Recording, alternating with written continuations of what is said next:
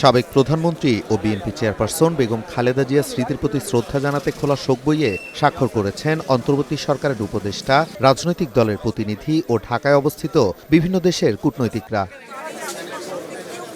মঙ্গলবার রাতে রাজধানীর গুলশানে বিএনপি চেয়ারপারসনের রাজনৈতিক কার্যালয়ে রাখা শোক বইয়ে স্বাক্ষর করেন জাতীয় নিরাপত্তা উপদেষ্টা ডক্টর খলিলুর রহমান, আইন উপদেষ্টা ডক্টর আসিফ নজরুল ও সাংস্কৃতিক উপদেষ্টা মোস্তফা সরোয়ার ফারুকী।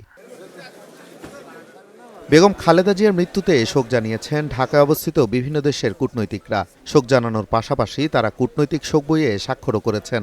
শোক বইতে প্রথমে স্বাক্ষর করেন চীনের রাষ্ট্রদূত ইয়াও ওয়েন, পরে একে একে Australia, Switzerland, Sweden, Iran, Japan, Saudi আরব, পাকিস্তান, ভারত, থাইল্যান্ড, ফিলিস্তিন সহ ২৮টিরও বেশি দেশের প্রতিনিধি খালেদা জিয়ার শোক বইয়ে স্বাক্ষর করেছেন।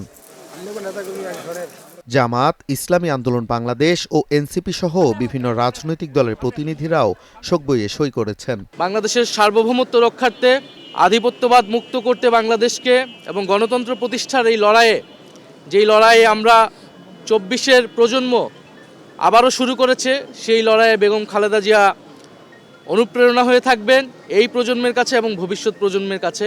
প্রত্যেক মানুষকেই মৃত্যুবরণ করতে হবে, তো উনি এমনভাবে মৃত্যুবরণ করছেন, সবচেয়ে বেশি সম্মানের নিয়েই বোধহয় মৃত্যুবরণ করেছেন, সবচেয়ে বেশি ভালোবাসায় পেয়েই মৃত্যুবরণ করেছেন। রাজনৈতিক জীবনে উনি সফল ছিলেন, উনি মৃত্যুকালীনও সফল। আমাদের বাংলাদেশের মানুষ শোকাহত, একজন ভালো দেশপ্রেমিক, দীর্ঘদিন পর্যন্ত নেতৃত্ব দিয়েছেন। ওনার নেতৃত্বে বিএনপি আজও পর্যন্ত ঐক্যবদ্ধ ছিল। আমরা আশা করি ইনশাআল্লাহ হয়তোবা আরেকজন দেশপ্রেমিক দ্বারা আল্লাহ পাক রব্বুল আলামিন তার বাকি কাজগুলিকে সম্পূর্ণ করার ব্যবস্থা করবেন। যখন দেশটা ভালো কিছু হবে তখন একজন ভালো মানুষ, দৃঢ় একজন মানুষ দিতে পারেন। তিনি আমাদের সঙ্গে থাকতে পারলেন না, এটা তো দুঃখের। উনি সম্ভবত এই দুঃখ আমাদের অনেকদিন বয়ে বেড়াতে হবে। চেয়ারপারসনের অফিসে শোক বই বেলা ৩টা থেকে শুরু হয়ে চলে রাত ৯টা পর্যন্ত। আগামীকাল বিকেল ৪টা থেকে রাত ৯টা পর্যন্ত ও পহেলা জানুয়ারি সকাল ১০টা থেকে সন্ধ্যা ৬টা পর্যন্ত স্বাক্ষর চলবে। Nazmul Hasan, star news, Dhaka.